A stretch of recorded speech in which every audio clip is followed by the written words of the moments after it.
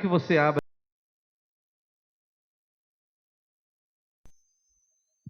E nós vamos ler o versículo 4 do capítulo... Desculpa, o capítulo 4 e o versículo 8 do Evangelho de Marcos. E vamos ler alguns outros versículos, começando com o versículo 8 do capítulo 4 do Evangelho.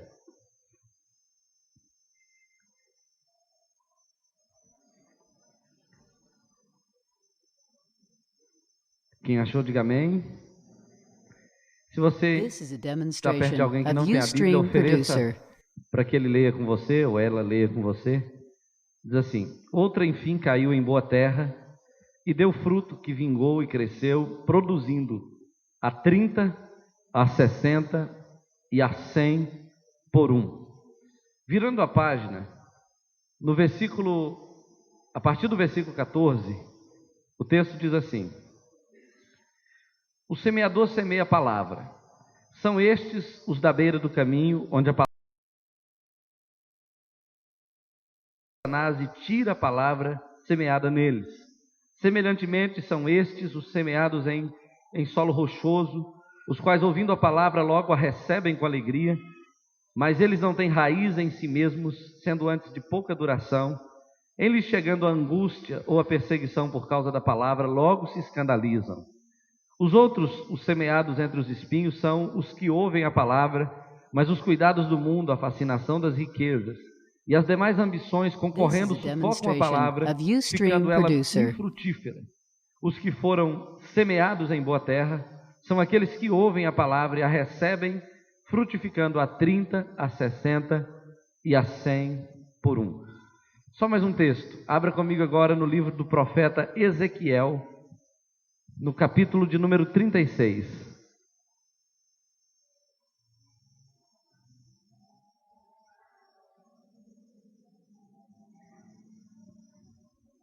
E o versículo do capítulo 36 de Ezequiel, que diz assim: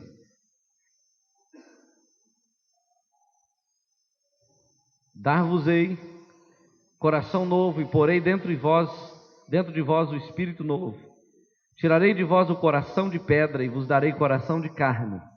Porei dentro de vós o meu espírito, e farei que andeis nos meus estatutos, guardeis os meus juízos e os observeis. Habitareis na terra que eu vos dei a vossos pais, vós sereis o meu povo, e eu serei vosso Deus. Livrar-vos-ei de todas as vossas imundícias. Farei vir o trigo, e o multiplicarei, e não trarei fome sobre vós. Multiplicarei o fruto das árvores e a novidade do campo, para que jamais recebais o opróbrio da fome entre as nações. Então vos lembrareis dos vossos maus caminhos e dos vossos feitos, que não foram bons. Tereis nojo de vós mesmos, por causa das vossas iniquidades e das vossas abominações. Durante 2 vezes, pelo menos, uma vez numa reunião de líderes aqui da igreja, e sexta-feira passada numa reunião com a nossa filial lá em Juiz de Fora, a pastora Luciene pregou sobre Marcos capítulo 4.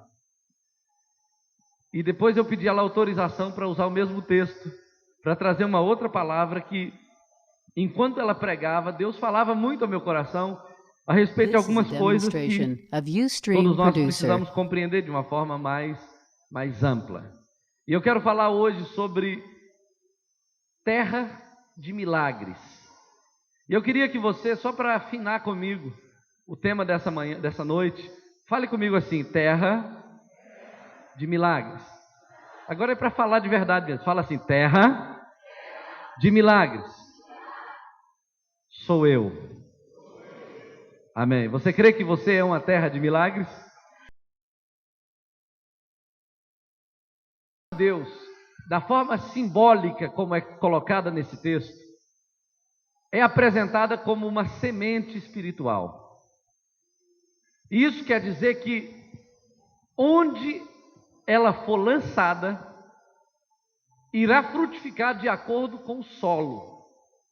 Você sabe que as pessoas que trabalham na roça, ou as pessoas que entendem de agricultura, sabem que muitas vezes não depende do tipo da semente, mas do tipo This do is a solo. demonstration A of frutificação Ustream sempre Producer. está relacionada com o tipo de solo. E muitas vezes uma boa semente numa terra ruim dará um resultado ruim por causa do tipo de solo que a semente foi lançada. Mas o curioso nesse texto é a expectativa de Deus. Porque quando Deus fala da palavra como semente, quando Deus apresenta a palavra como semente, apresenta o coração como um tipo de solo, Ele coloca também, junto com esse texto, uma expectativa muito grande. O texto diz que o solo bom, a terra boa, é aquele, quando a semente é lançada, produz a 30, a 60 e a 100 por um. Mas todos nós somos forçados a pensar que 30, 60 e 100 por um é 30%, 60% e 100%. Mas, na verdade, a proporção que Deus coloca nesse texto, o percentual que Deus coloca nesse texto é de 3.000%, 6.000% e 10.000%. E você que vive aí no mercado, você que trabalha no dia a dia, você que tem um mínimo de informação, sabe que dificilmente existe um tipo de negócio que dê 10.000% de lucro. Não existe, dificilmente existe. Talvez nem o negócio das drogas dê 10.000% de lucro. E aí, diante disso, o Senhor apresenta nesse texto uma expectativa muito alta em relação ao solo que Ele lança a semente. E na verdade o que Deus nos apresenta nessa colocação de percentual altíssimo é que Ele espera o milagre, o sobrenatural no coração de uma pessoa que recebe a semente. Quando Ele lança a semente, Ele está dizendo: olha, eu aposto em você, eu acredito em você e eu sei que se você der lugar a essa semente, se você tratar dessa semente no seu coração, você experimentará milagres, você viverá milagres, porque o seu coração é uma terra de milagres, a sua vida é uma terra de milagres, dependendo de como ele recebe a semente, a palavra de Deus. Tudo vai depender do solo, do tipo de coração que você tem, onde a semente é lançada. Um exemplo que nós temos na Bíblia é de um homem bastante assim complicado do ponto de vista do temperamento, que era Saulo de Tarso. Ele é conhecido como Saulo de Tarso por causa do lugar onde a vida dele mudou. Mas antes dele experimentar essa mudança, Saulo de Tarso, para começar, era o homem mais influente da sua época. Não existia ninguém no seu país, ninguém na cultura que ele vivia, que tinha ou que tivesse um nível de influência que o apóstolo Paulo tinha, no grau que ele ocupava, no nível que ele ocupava. O apóstolo Paulo era também seguramente um dos homens mais intelectuais da sua época. Ele fazia parte do grupo seleto de judeus em Jerusalém que comandava a nação. Ele estava dentre as pessoas que comandavam a nação. Ele matava pessoas. Ele queria tanto o que ele acreditava, que se fosse necessário ele matava. E algumas vezes ele torturava as pessoas e obrigava essas pessoas a negarem Jesus. Você vai ver Paulo lá no capítulo 2, 3 de Filipenses, dizendo que muitas vezes ele obrigou as pessoas sob tortura a negar a sua fé em Jesus. Então Paulo era um homem que a gente poderia chamar, eu gosto de chamar o Paulo de o Bin Laden do primeiro século. Todo mundo tinha medo de Paulo. Paulo era um cara que colocava medo nos crentes. Até os crentes que oravam muito tinham medo de Paulo. Até os crentes que pregavam com muito ardor a mensagem do Evangelho tinham medo de Paulo, porque ele era meio que um terrorista naquela época. Era um cara doido, que não estava nem aí para a vida dele e não estava nem aí para a vida de ninguém.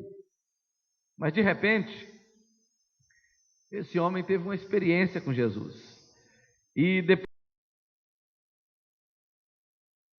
imaginado que Paulo se tornaria uma pessoa tão frutífera, que a semente de Deus, a palavra de Deus no coração de Paulo produziria um impacto tão grande no mundo daquela época.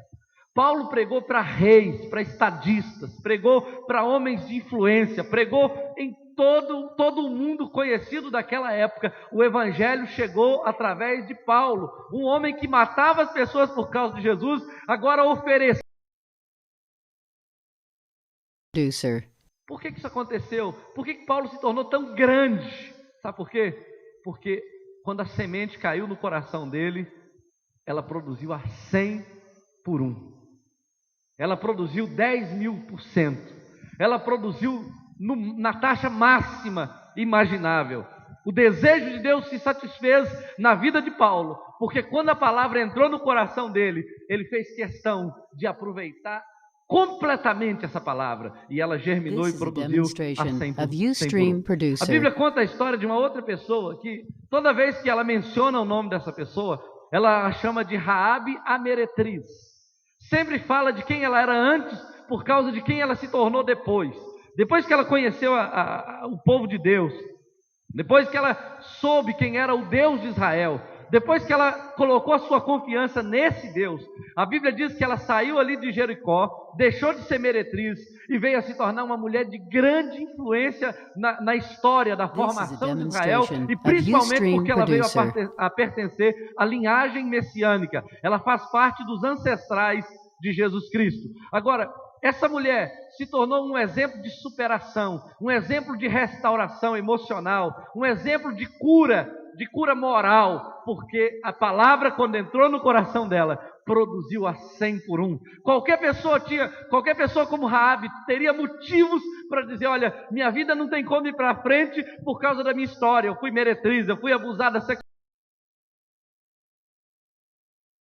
A história de sofrimento é muito grande, eu me prostituía para ajudar minha família, mas quando a palavra entrou no coração dela, ela recebeu essa palavra com todo ardor, com toda paixão, ela se entregou a essa palavra, e ela pôde produzir a 100 por 1, porque o coração dela naquele momento se tornou uma terra boa, uma terra fértil, e a palavra encontrou espaço, nutrientes necessários, encontrou toda a riqueza necessária num solo para germinar em pleno potencial. E isso é o que Deus fala nessa parábola.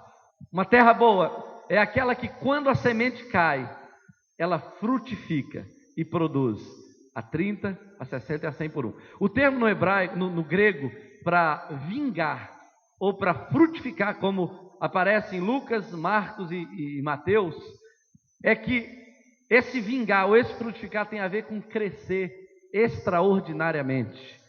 Na verdade, Deus fala 100 vezes mais, esperando, na verdade, algo milagroso, algo incomensurável, algo gigantesco, algo fora dos padrões normais. Se ele encontra um coração bom, uma terra boa, a semente cresce sem limites, até se transformar em milagres. E é isso que você vai compreender nessa noite, nessa parábola. De acordo com a explicação da parábola dos versículos 14 a 20 que nós lemos, a terra boa é aquela que venceu algumas limitações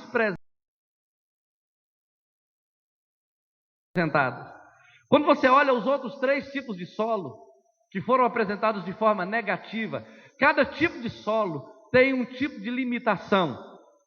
E isso quer dizer que cada pessoa tem um tipo de limitação, e há pessoas que têm limitações semelhantes a essas que estão aqui no texto, e é por isso que muitas vezes a palavra não frutifica no seu coração. Elas frequentam a igreja, elas escutam a palavra, elas leem a palavra, elas ouvem a palavra pelo CD do Cid Moreira, mas não produz mudança nenhuma. Por que isso acontece? Por causa de algumas limitações. Porém, a terra boa é aquela que conseguiu vencer essas limitações. E quais são elas? Olha bem, a primeira delas está no versículo 4, do mesmo capítulo que lemos em Marcos, capítulo 4, versículo 4, e o versículo 15, que diz assim, olha bem, no capítulo 4, versículo 4, diz assim: ao semear, uma parte. No versículo 15, a Bíblia diz assim: são estes os da beira do caminho, onde a palavra é semeada, e enquanto a ouvem, vem logo Satanás e tira a palavra semeada neles. A primeira limitação apresentada por esse tipo de solo é o que eu chamo de grau de compreensão. Todas as pessoas têm um grau de compreensão. O que eu estou falando com você aqui agora, por exemplo, você pode estar pensando amanhã nas coisas que você tem que resolver. Pode estar pensando mais ou menos assim, daqui mais ou menos 30, 35 minutos, o pastor Marcos está terminando essa mensagem, graças a Deus. Amém. Né? Você pode estar pensando muitas coisas. Opa, viu o irmão fulano de tal ali, vou fechar um negócio com ele, hoje ainda, antes de terminar o culto. Cada um está pensando uma coisa, mas entenda uma coisa. O resultado dessa pregação nessa noite, e o resultado do Evangelho de Deus na sua vida,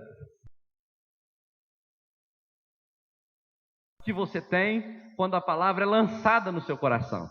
Então vamos imaginar o seguinte, um solo ruim, esse solo da beira do caminho, não compreende, ele não compreende a palavra.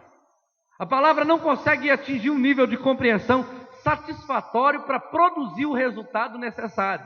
Mas a terra boa compreende assim que a mensagem cai no coração. Fica fácil entender. A terra, quando é boa, não encontra nenhum tipo de ruído nessa comunicação, não encontra nenhum tipo de obstáculo. Ela vai direto ao ponto e produz a frutificação necessária, porque o terreno é bom. Quando o terreno não é bom, a pessoa termina o culto e fala assim: eu não entendi nada que o pastor Marcos quis falar. Eu não entendi nada dessa mensagem. Então veja bem, quais são as coisas essenciais que uma pessoa precisa compreender quando o Evangelho chega no coração dela? Uma das coisas que a maioria das pessoas tem dificuldade de entender é a respeito do amor de Deus. Porque é fácil entender que Deus me ama e ama também o Fernandinho Beiramar. É difícil entender isso, porque o Fernandinho Beiramar é um criminoso. Ele é um criminoso, é um traficante de drogas, é um assassino, é uma pessoa queimada socialmente. Ninguém gosta do Fernandinho Beiramar, não sei, tenho minhas dúvidas se a mãe dele gosta dele. Deve gostar, provavelmente deve gostar, mas com muitas reservas. E de repente, eu estou batendo um papo com Deus, Deus fala que me ama, e ele fala, mas eu amo o Fernandinho Beiramar também. E eu quero dizer para Deus que isso não é justo, porque eu sou melhor do que o Fernandinho Beiramar. Eu penso que eu sou melhor, eu sou até pastor, crente, casado, fiel à minha esposa, um bom pai. Eu tenho que ser melhor do que o Fernandinho Beiramar. Mas Deus, além de me amar como Ele ama o Fernandinho Beiramar, Ele diz que eu sou tão pecador quanto o Fernandinho Beiramar, quando Ele fala lá em Romanos 3:23, todos pecaram.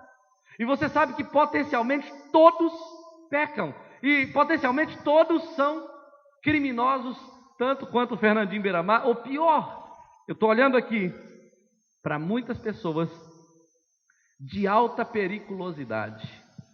Você não sabe do que você é capaz. Você nem tem noção do que você é capaz. De acordo com a psiquiatria, quando você fica nervoso e você perde o controle e começa a sair fumaça do seu nariz, e você já começa a esbravejar e falar algumas coisas assim odiosas contra uma pessoa, de acordo com a psiquiatria, algumas janelas, chamadas janelas killeres, são abertas no seu córtex cerebral, provocando em você um instinto assassino. E naquele momento, se você não for trazido ao controle emocional, você pode matar uma pessoa. Quem nunca matou, pode matar. E eu vou dizer uma coisa, todas as pessoas que já mataram, um dia, depois que ficaram nervosas, depois que perderam o controle, e aí você fala, mas isso é coisa da psiquiatria, a Bíblia não fala isso. Jesus disse, eu porém vos digo, se alguém se irá contra o seu irmão, no seu coração, ele já o matou. Olha como é que é sério. Então isso quer dizer que eu nunca matei uma pessoa porque eu não tive coragem ainda, ou porque eu não tive oportunidade. Mas se eu tiver a oportunidade que um criminoso já teve, ou se eu tiver a coragem que ele teve no momento da raiva, eu posso me tornar tão criminoso quanto qualquer outra pessoa. E isso faz de mim um pecador na mesma medida que o Fernandinho Beiramar ou qualquer outro criminoso que existe aí atrás das grades. E quando Deus diz que me ama, Ele me ama mesmo. Mas quando Ele diz que ama o Fernandinho Beiramar ou qualquer outro criminoso, Ele ama também. E se ele se arrepender, ele vai morar no mesmo céu que eu vou. Mas muitos não conseguem. Então você vai para o inferno. Porque se ele se arrepender, é para lá que ele vai.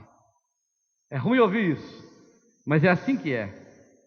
Quando a Bíblia diz: amai os vossos inimigos, essa palavra muitas vezes cai no nosso coração e ela encontra um solo duro, parecido à beira do caminho, porque qualquer um de nós tem facilidade de amar o amigo do amigo, de amar uma pessoa conhecida que naquele momento está precisando de você, mas de repente a Bíblia fala: amai os vossos inimigos. E quando ela fala de amar, ela não está dizendo um sentimento impuro, um sentimento assim, mais ou menos emocional para com a pessoa. Ela está dizendo o seguinte: se for necessário, tire a sua roupa e dê para essa pessoa que está precisando. Se for necessário, coloque ela para morar dentro da sua casa. Se for necessário, ame essa pessoa, para ela saber que Deus a ama da maneira como você a está amando.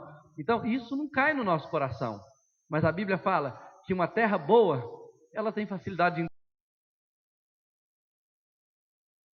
Deus está me dando a oportunidade de amar uma pessoa que me fez mal. E a Bíblia fala que quando nós fazemos assim, nós amontoamos brasas vivas na cabeça dessa pessoa e ela fica lá pensando: gente, eu estou fazendo tanta maldade com fulano e tal, e ele está fazendo tanta bondade comigo, eu estou errado, eu preciso me arrepender. E essa pessoa vai ser conquistada através desse ato de amor. Quando a Bíblia fala, é dando que se recebe, qualquer pessoa que sabe fazer conta de mais e menos, sabe que tudo que você tira, acaba. Não é assim? Você vai tirando e vai acabando, vai tirando, vai acabando, vai só acabando. Só que no reino de Deus, a matemática não é exata nessa questão. No reino de Deus, é dando que se recebe. É dando que se recebe. Tem a história de um homem chamado Hudson Taylor. A história dele está no meu livro que eu ainda não lancei. Estou esperando a hora certa. Mas esse homem era um médico que acabou de se formar na época, ganhou milhares de libras esterlinas de herança da sua família, era um multimilionário de uma família muito rica, mas ele começou a praticar essa generosidade e chegou a ficar sem nada. E depois de tudo ele ainda foi junto com a sua esposa para o campo missionário. E aí, depois de algum tempo, já no final da vida deles, eles foram fazer um levantamento de tudo que ele havia construído, ministerialmente, pessoalmente, ao longo do tempo, enquanto ele foi trabalhando para o reino de Deus. Ele havia construído nada menos do que 100 vezes tudo que ele tinha quando ele começou no reino de Deus. Ele foi só aplicando a generosidade e se tornou missionário na China, se eu não me engano. E na China ele se doou completamente como médico. A sua mulher também se doou completamente. E eles trabalharam até que os dentes dele caíram todos.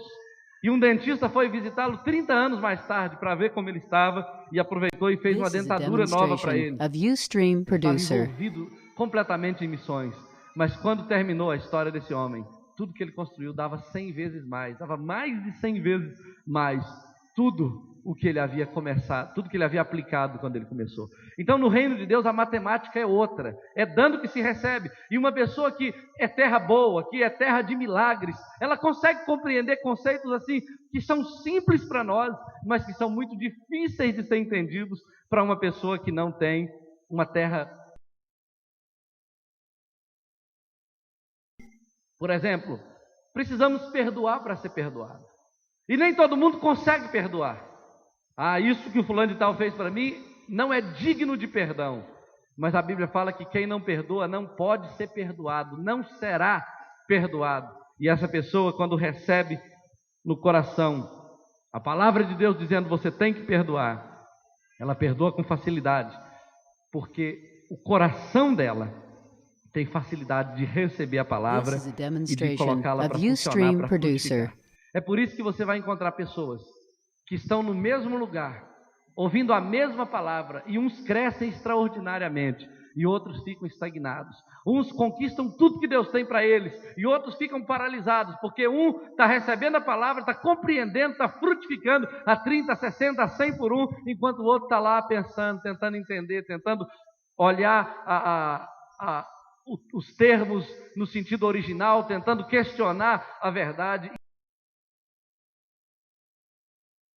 Que, por exemplo, quando a Bíblia fala de dízimos e oferta, nós até já mencionamos alguma coisa aqui, muitas pessoas usam aquele seguinte argumento: Deus não precisa de dinheiro, e por isso eu não vou dar meu dinheiro para Deus. Com certeza, a Bíblia fala: minha é a prata e meu é o ouro, diz o Senhor dos Exércitos. Deus não precisa de dinheiro, Ele nunca precisa de dinheiro. Deus não tem falta de nada. Ele fala que se Ele tivesse falta, Ele não falaria para nós, Ele não pediria a nós. E Ele fala: quem foi que algum dia me deu alguma coisa para que eu tenha que devolver para Ele outra coisa? Deus realmente não tem necessidades. Mas entenda uma coisa: quando eu sou generoso, quando eu sou fiel, eu passo a entender que quem precisa sou eu, não é Deus. E a generosidade, a fidelidade libera a minha vida nessa área financeira. Mas uma terra boa tem facilidade de compreender isso. Aqui na igreja, algumas pessoas já me procuraram algumas vezes. Não são muitas, mas algumas. Eu me lembro de uma em específico.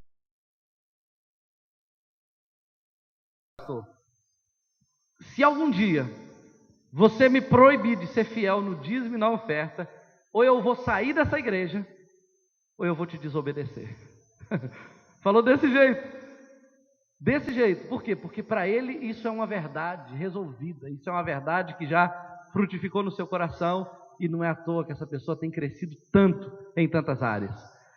Por último, quando a Bíblia fala de discipulado, por último, no nível de compreensão, quando ela fala de discipulado e de fazer discípulos, na verdade, Deus está nos dando uma oportunidade de termos paternidade espiritual. Deus nos convida para sermos pastoreados uns pelos outros. A Bíblia diz para termos uns aos outros em honra. Mas muitas pessoas que não têm no coração uma compreensão clara da vontade de Deus, quando eu chego para ela e digo: olha, Flávio, o José Edson vai discipular você. Aí você fala assim: o Zé Edson eu não quero não. Não aceito o Zé Edson não. Se fosse o João Vidigal. Quando uma pessoa faz isso, o coração dela se fecha e aquela semente não frutifica. Mas se uma pessoa é receptiva para o tipo de líder que Deus colocou na vida dela, na célula, no discipulado, e ela fala: olha que bênção que Deus levantou você para ser um líder na minha vida, para ser uma cobertura espiritual, para me ajudar em oração, para ser um amigo quando eu precisar, uma amiga quando eu precisar. Quando você tem o coração aberto e aceita as direções, e aceita o pastoreio, e aceita as orientações que vêm desse líder, que vem desse discipulador, não tem como não crescer. Não tem como não crescer, porque a semente entra e ela frutifica a 30, a 60 e a 100 por um, porque não depende do discipulador, depende do terreno que é o seu coração.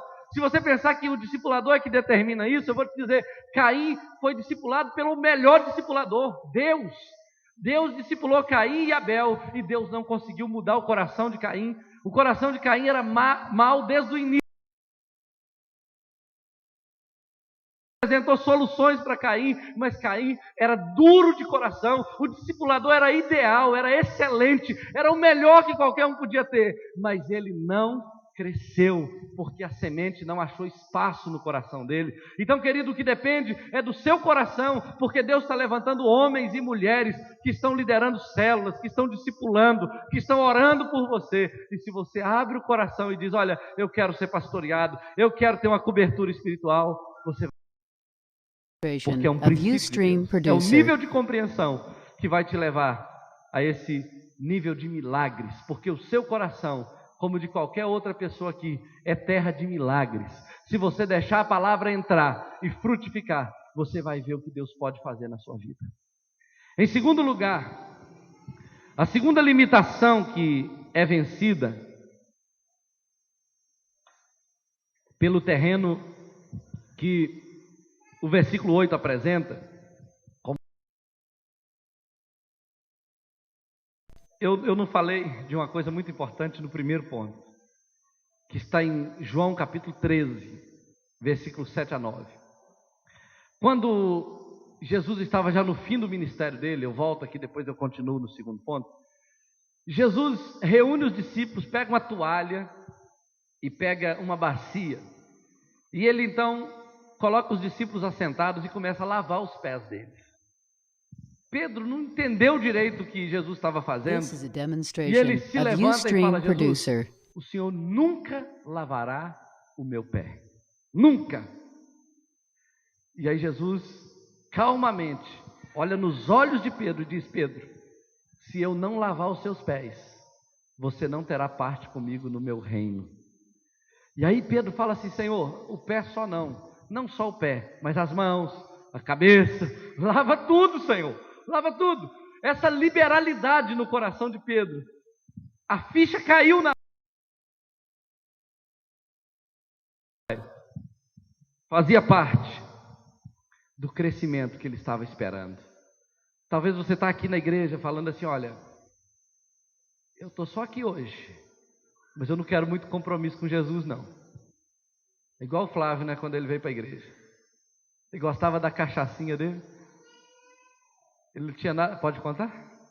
Ele tinha nada menos que 300 litros dela lá na casa dele, num barril.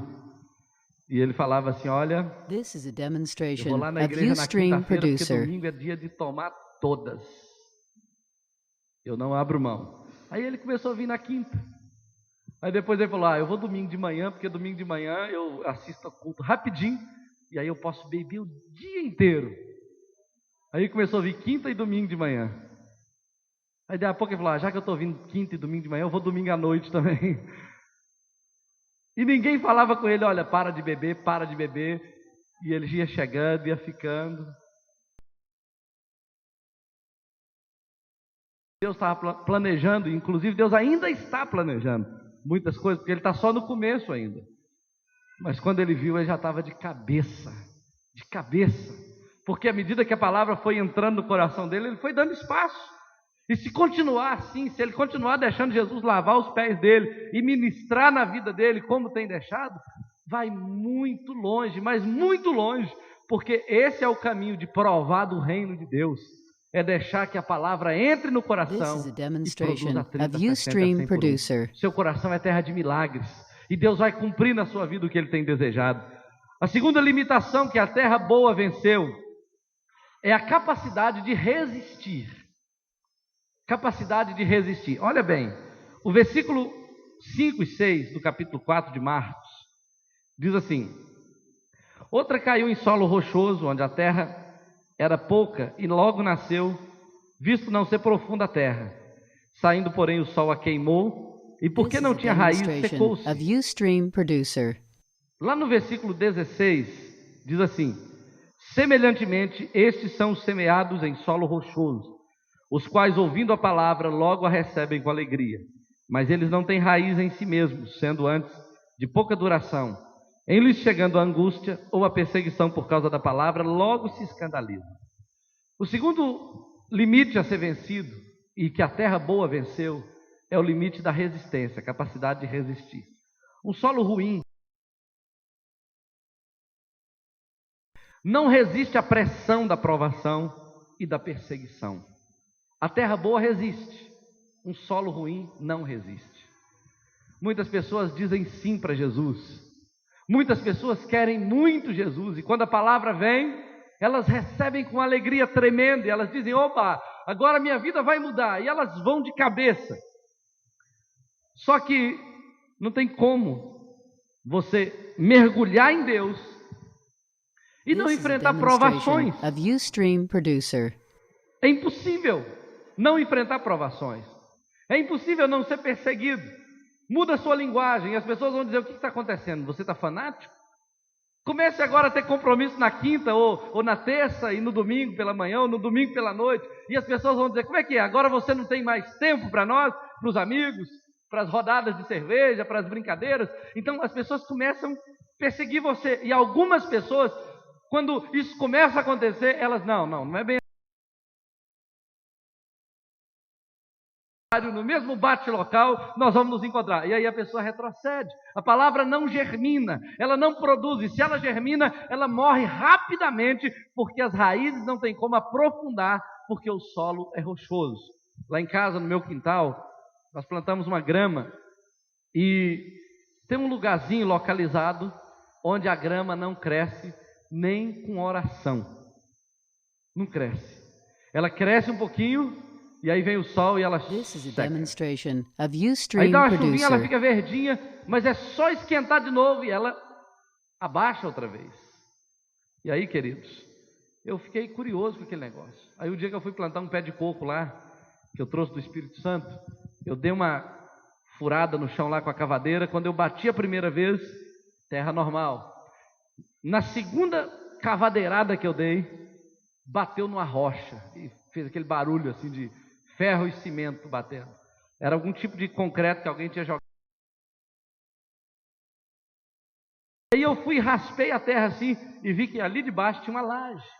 A grama era verdinha. Quando chovia, ela enganava qualquer um. Mas quando o sol vinha, ela não suportava. E tem muita gente que está vivendo assim. Às vezes está indo tudo bem, está orando, está feliz, vai no encontro, participa de uma coisa e outra, está na célula, tudo bem. Aí vem uma luta, a pessoa retrocede. Ela não suporta, ela não dá conta de resistir. Por causa do calor, por causa da pressão, por causa da This is a perseguição. Tem uma demonstration pessoa na of Bíblia que eu Ustream gosto muito Producer. dele, que é Daniel. Daniel, quando ele tinha mais ou menos uns 17 anos, por aí, ele foi levado para ser cativo em Babilônia, como um prisioneiro de guerra. Daniel não era uma pessoa comum, ele era um homem da nobreza de Israel, ele pertencia às famílias nobres de Jerusalém.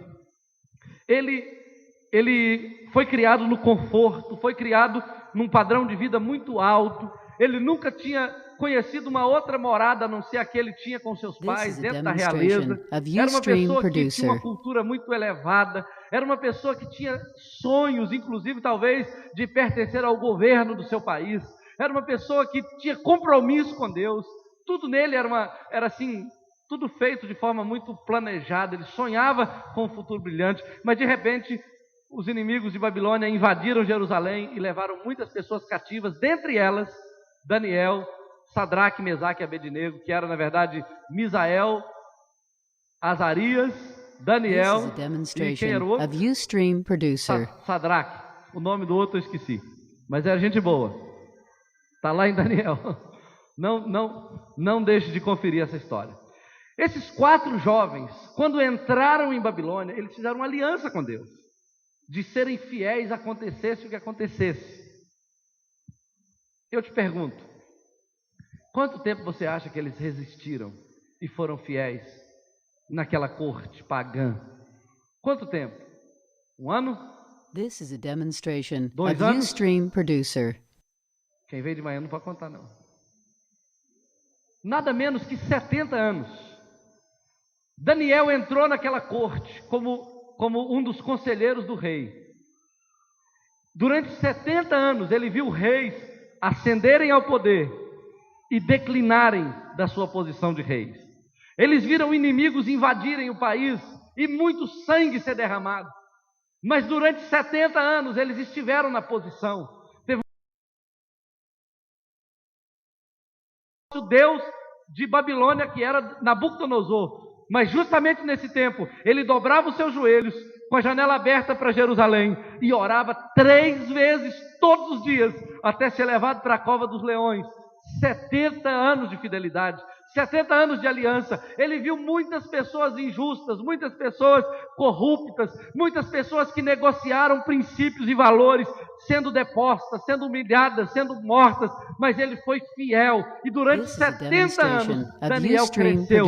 Quando ele cresceu no poder e quando ele estava já numa certa idade, ele estava no governo, ele era um político, um líder político naquele país, o melhor que existia. A Bíblia diz que não tinha ninguém em Babilônia como Daniel em sabedoria, em capacidade administrativa. Daniel era um homem realmente impressionante. Além disso, quando ele já está no fim da sua vida, com quase 90 anos, Daniel está lendo a Bíblia, lendo o livro do profeta Jeremias. Ele entende que o tempo do cativeiro estava acabando. E você vai encontrar Daniel no capítulo 9, fazendo 21 dias de jejum e oração. O anjo de Deus vindo falar com Daniel. E lá no final da história, Daniel estava tendo revelações apocalípticas, muitos e muitos anos antes do Apocalipse ser revelado para João, porque Daniel decidiu ser fiel, ele tinha capacidade de resistir. Daniel é um milagre, é um exemplo de milagre, porque o coração dele era uma terra boa, a palavra entrou, produziu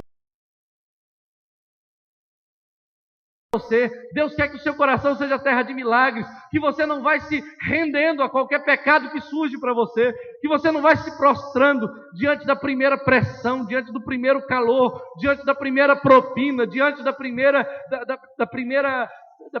tentação que surgir para você. Ele quer que você seja fiel, aconteça o que acontecer, porque esta é uma característica de terra boa. Talvez você está discipulando alguém, ou está cuidando de uma pessoa na célula, ela está te dando trabalho, você está tentando se manter de pé, tentando ajudar outra pessoa a ficar de pé, e mesmo assim, você só está encontrando obstáculos, provações, dificuldades. Sabe o que Deus espera de você?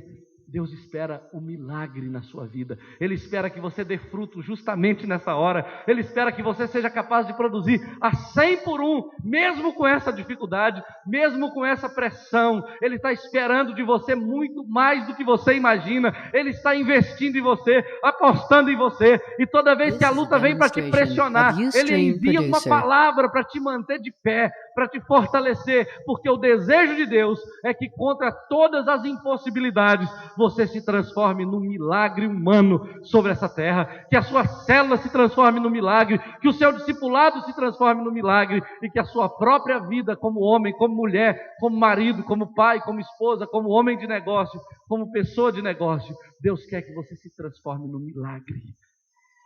Ele espera isso, e Ele está trabalhando nessa direção. A Bíblia fala no livro de Hebreus capítulo 11, abra comigo aí. Ela fala de uma lista de homens de verdade, homens e mulheres de verdade, pessoas que vestiram a camisa do reino de Deus e não negociaram por nada. Nós estamos vivendo o evangelho de hoje é tão fraquinho. As pessoas tão facilmente. E olha só o que a Bíblia diz em Hebreus capítulo 11, versículo 32. Pela fé, ruíram as muralhas de Jericó depois de rodeadas por 7 dias. Pela fé, Raabe, a meretriz, não foi destruída com os desobedientes, porque acolheu em paz os espias. E que mais direi? Certamente me faltará tempo necessário para proferir o que há a respeito de Gideão, de Baraque, de Sansão, de Jefté, de Davi, de Samuel e dos profetas, os quais por meio da fé subjugaram reinos, praticaram a justiça, obtiveram promessas, fecharam a boca de leões, extinguiram a violência do fogo, escaparam ao fio da espada, da fraqueza tiraram força, fizeram-se poderosos em guerra, puseram em fuga exércitos estrangeiros, mulheres receberam pela ressurreição seus mortos, alguns foram torturados, não aceitando o seu resgate para obterem superior ressurreição, outros, por sua vez, passaram pela prova de escárnios, açoites, sim, até de algemas e prisões, foram apedrejados, provados, cerrados pelo meio, mortos ao fio da espada, andaram peregrinos vestidos de peles de ovelhas e de cabras, necessitados, afligidos, maltratados, homens dos quais o mundo não era digno deles, errantes pelo deserto, pelos montes, pelas covas, pelos antros da terra. A Bíblia está falando de pessoas de diferentes classes sociais, de diferentes níveis culturais, pessoas como você e eu, que quando assumiram uma aliança com Deus, não retrocederam por nada. Homens de verdade, mulheres de verdade, pessoas que a Bíblia diz, dos quais a terra não era digna deles. Esse é um tipo de terra que produz milagres. Esse é um tipo de coração que Deus está lançando a semente nessa noite, porque Ele está gerando homens e mulheres que vão sacudir essa terra, que vão fazer diferença nessa geração, que vão impactar essa geração com um padrão de caráter, de moral, com um padrão de santidade, de intimidade com Deus, que vai surpreender até quem você não esperava que ficasse surpreendido. Agora, em terceiro e último lugar, a Bíblia também apresenta um nível de desprendimento. Olha, a Bíblia falou para nós que a terra boa é aquela que conseguiu ter um nível de compreensão para a palavra, conseguiu ter uma capacidade de resistência para enfrentar as pressões que a aliança com Jesus pode proporcionar. Mas em terceiro e último lugar, a Bíblia fala do nível de desprendimento que uma pessoa tem quando a palavra é lançada no seu coração e produz a 100 por 1. Olha bem, capítulo 4, versículo 7, do mesmo texto que nós lemos. Eu desmarquei aqui, This mas is eu a acho demonstration rapidamente. of Ustream Diz assim, Producer. falando a respeito do terreno que estava ocupado com os espinhos. No versículo 7 diz assim: a outra parte caiu entre os espinhos, e os espinhos cresceram e sufocaram a palavra, e não deu fruto. Versículo 18 e 19: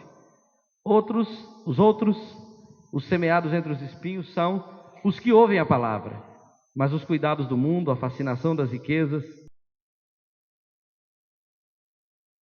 sufocam a palavra, ficando ela infrutífera. Ele mostra que um solo ruim, apresentado como este aqui, que estava ocupado pelos espinhos, está preso nos cuidados do mundo e na fascinação da riqueza, mas a terra boa não está. Você vai encontrar terra boa, riquíssima. Eu conheci um homem, seguramente o homem mais rico que eu já conheci This até is a hoje, é esse demonstration homem, of Ustream Producer. dono de uma empresa muito grande em Manhuaçu. A cidade não é tão grande, mas a riqueza dele é impressionante. Eu nunca vi, nunca estive perto de uma pessoa tão rica, mas tão rica como aquele homem. E um homem muito crente. Também eu nunca estive perto de um crente tão rico e tão crente ao mesmo tempo. Eu nem achava que era possível uma pessoa ser tão rica e tão crente. Dele era como esse aqui, a terra boa, a palavra caía no coração dele e produzia frutos e germinava. E ele era uma pessoa com o coração muito aberto, um nível de desprendimento impressionante. E aí, veja bem, a Bíblia fala de duas pessoas, dois tipos de pessoas na Bíblia que mostraram um nível de desprendimento muito grande. O primeiro deles está em Atos capítulo 4. Abra comigo. Nós vamos terminar com esses dois exemplos. This Atos is a capítulo 4 demonstration of e o Ustream versículo de Producer. número 36 e 37, falando a respeito de Barnabé, um homem que era anônimo até esse dia aqui.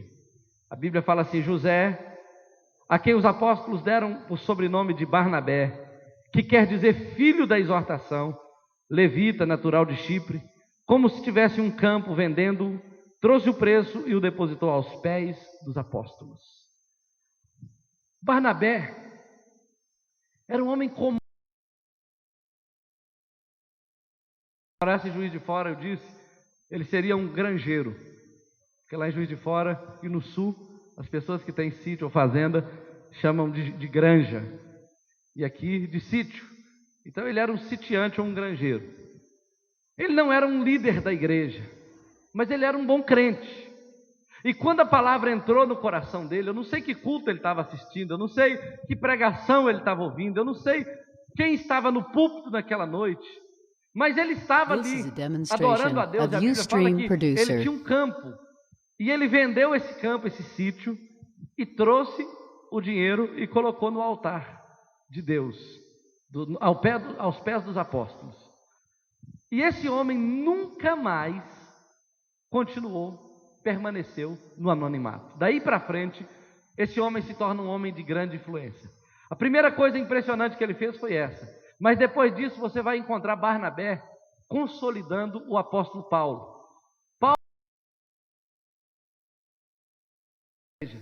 Todo mundo tinha medo de Paulo, até os que oravam muito tinham medo de Paulo, mas Barnabé se ajuntou a Paulo e foi treinando Paulo, e foi confrontando o caráter. Barnabé era o único homem que tinha coragem de pôr o dedo no nariz de Paulo, e eu acho que Paulo era o único homem que Paulo aceitava que confrontasse ele, era Barnabé. E Barnabé foi confrontando Paulo, foi ministrando amor na vida de Paulo, foi conduzindo Paulo pelo caminho de crescimento, até que Paulo veio a se tornar o maior gigante do cristianismo. Paulo veio a ser um homem impressionante. Ele pregou o evangelho em todas as nações existentes naquele tempo, ou mandou algum missionário para fazer isso. O ministério dele cresceu tanto no tempo que ele era apóstolo, que se Barnabé tivesse cuidado só de Paulo, ele já teria um galardão enorme no céu. Mas além disso, Barnabé foi chamado de filho da consolação, porque ele cuidava das pessoas que estavam desmotivadas, ele incentivava os fracos, ele levantava aquelas pessoas que estavam deslocadas na igreja e colocava essas pessoas incluídas no corpo. E teve uma ocasião que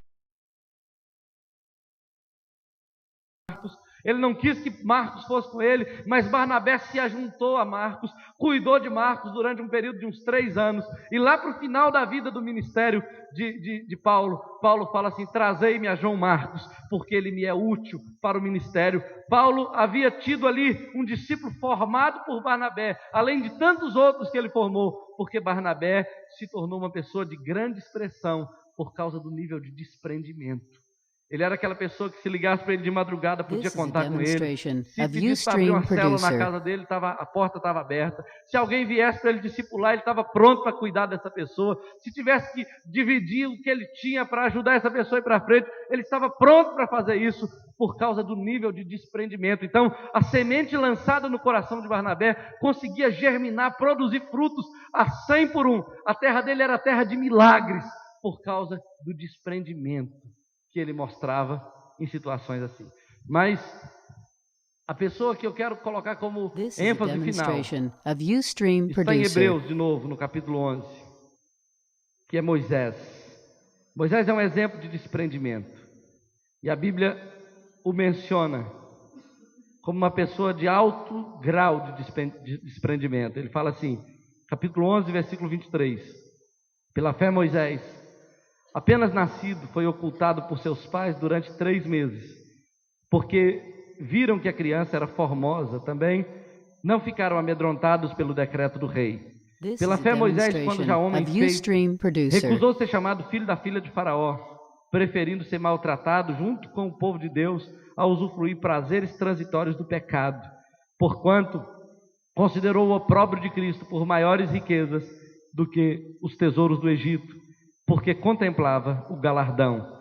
Pela fé ele abandonou o Egito, não ficando amedrontado com a cólera do rei, permaneceu firme como quem vê aquele que é invisível. Pela fé celebrou a Páscoa e o derramamento de sangue, para que o exterminador não tocasse nos primogênitos dos israelitas. Pela fé atravessaram o mar vermelho, como por terra seca, tentando os egípcios, foram tragados de todo. Eu termino falando desse homem. Moisés era um homem que mostrou com a sua vida esse nível de desprendimento. Ele foi criado como príncipe, ele foi educado como príncipe, ele teria uma herança de príncipe, mas no auge da sua vida, ele disse que ele se recusou ser chamado filho da filha de Faraó. Ele se recusou. Ele preferiu os opróbrios de Cristo do que o prazer transitório do pecado. Ele se desprendeu completamente de tudo que o Egito representava para ele e se entregou completamente em submissão absoluta ao Deus que ele cria. E a Bíblia fala que nunca houve um líder como Moisés, nunca houve uma capacidade de liderança tão impressionante, de liderar um povo do Egito à terra prometida, no meio de todos os percalços possíveis. Mas a Bíblia diz que pela fé ele celebrou a Páscoa, e pela fé ele atravessou o Mar Vermelho, e os egípcios tentando não puderam. Sabe, Moisés conseguiu tudo isso porque ele tinha um coração completamente desprendido do Egito e completamente aplicado em Deus e na sua vontade. Moisés poderia ser tido como um dos faraós da história. Ele podia ser contado entre as pessoas de grande influência da história, mas ele preferiu que a história dele fosse registrada no céu como um homem que cumpriu o propósito dele aqui na terra, como uma pessoa que fez diferença na sua casa, como uma pessoa que fez diferença no meio do povo de Deus e que marcou a sua geração como um exemplo de liderança, de autocontrole e de mansidão. Mas eu sei que nem todas as pessoas manifestam essas 3 características. grau de compreensão, capacidade de resistir e nível de desprendimento. E é exatamente por causa dessas pessoas que lá em Ezequiel, no capítulo 36, o Senhor diz assim, que ele diz assim: dar-vos-ei coração novo, e porei dentro de vós espírito novo, tirarei de vós o coração de...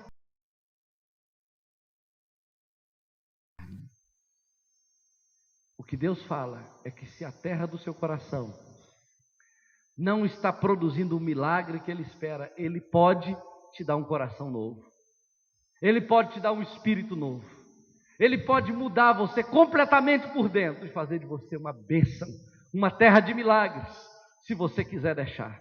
Se você receber essa palavra no seu coração, você pode se tornar uma terra de milagres. E eu quero te Demonstration of Ustream Producer. Diga comigo assim, depois que você terminar de ficar de pé. Diga comigo assim: eu sou. Diga de novo: eu sou uma terra de milagres. E muitos milagres extraordinários vão brotar de mim. Porque a semente que Deus plantar em meu coração vai produzir. Meu coração é uma terra de milagres, em nome de Jesus. Amém, Jesus. Aplauda o Senhor nessa noite.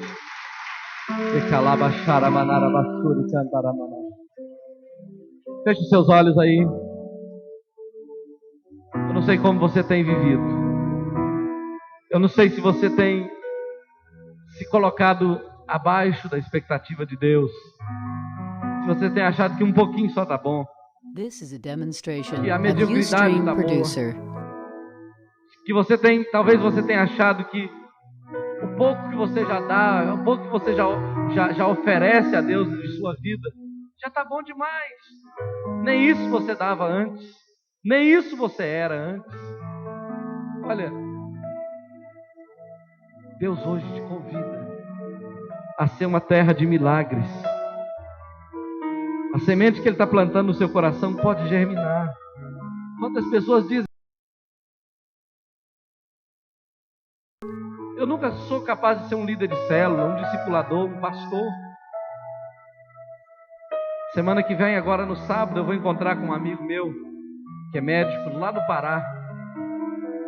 E eu tive a oportunidade de conhecer o pai dele, que morreu com 97 anos, no mês de maio. O pai dele foi um homem horrível durante mais de 60 anos. Atirou na mulher, traía a mulher, era muito violento.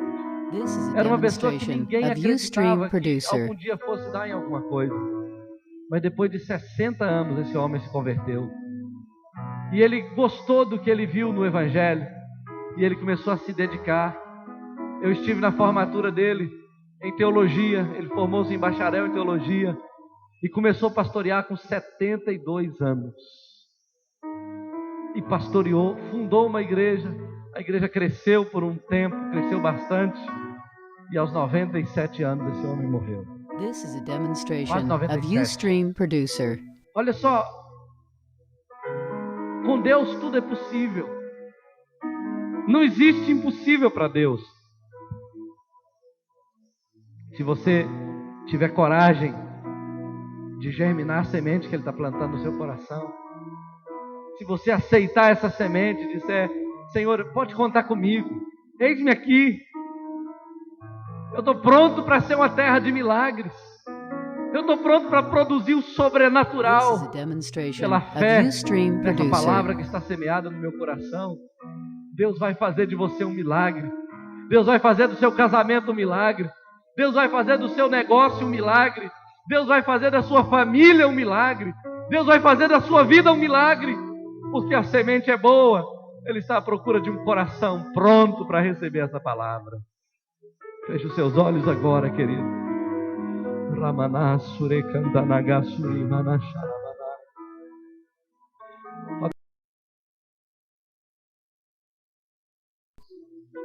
Quando o Senhor me chamou, Pai, eu não sabia que seria desse coração?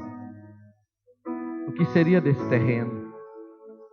Eu não acreditava em tudo que o Senhor disse que aconteceria. E tem hora que as coisas que têm acontecido são tão grandes, e as que estão por acontecer são tão maiores, que nem parece verdade, This is a demonstration que of nem parece Ustream que são Producer. reais, mas são, porque a semente do Senhor num coração fértil pode fazer milagres, pode fazer milagres. Hoje nós já somos uma pequena multidão. Hoje nós já estamos espalhados em 4 grupos, e vários pequenos grupos, muitos pequenos grupos. Hoje já estamos saindo dos limites do nosso município, do nosso estado, querido, indo para longe. O Senhor tem nos aberto portas como igreja, como líderes, mas o Senhor deseja abençoar também a igreja como pessoa, como família. E eu oro, Senhor, nessa noite para que a tua semente produza fruto, para que esse coração não saia daqui do jeito que entrou, para que esse terreno seja hoje transformado, segundo o Senhor diz em Ezequiel 36, 26, que o Senhor esteja criando um novo coração e colocando o teu espírito aí dentro, fazendo, ó Deus, com que essa terra seja terra fértil, terra de milagres sobrenaturais. Eu abençoo o teu povo. Eu oro pela tua igreja, Senhor, porque eu sei que multidões de líderes e que multidões de vidas brotarão nesse lugar de todos os lados, porque tu és o Deus do impossível. Tu és o Deus todo-poderoso. Não há Deus semelhante. Nós te adoramos nessa noite, no nome de Jesus. Diga comigo assim: eu sou uma terra de milagres, em nome de Jesus. Amém. Amém. Pode se assentar só um minutinho, nós já estamos no final.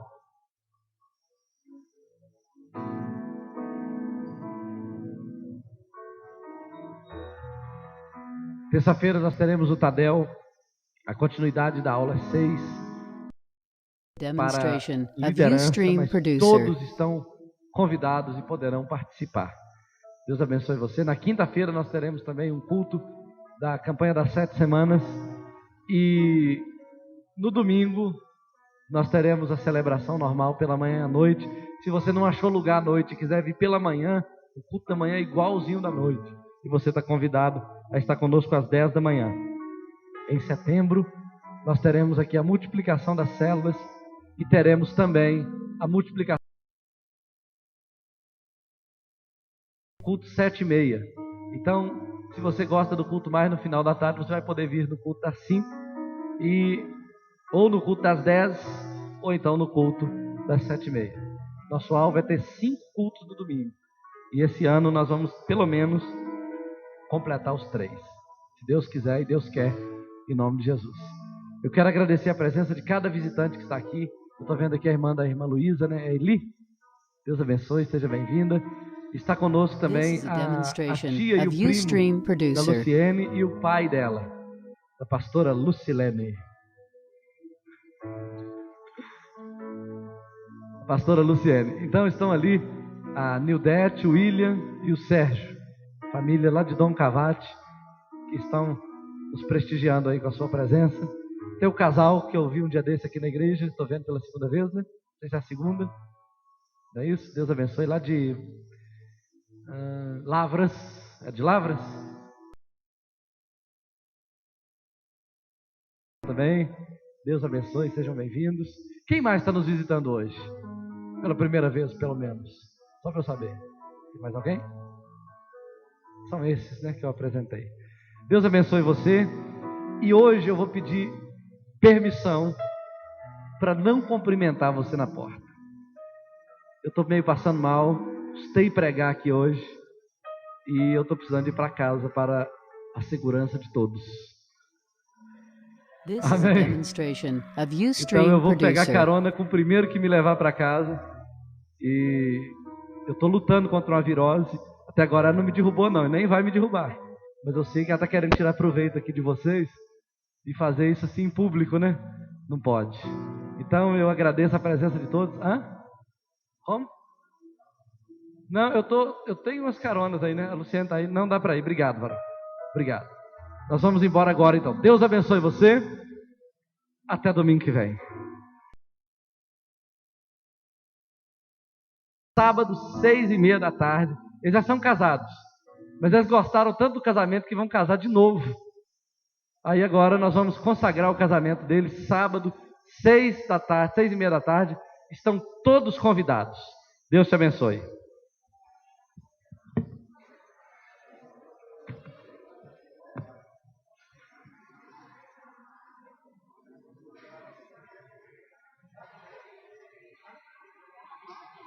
This is a demonstration of Ustream Producer.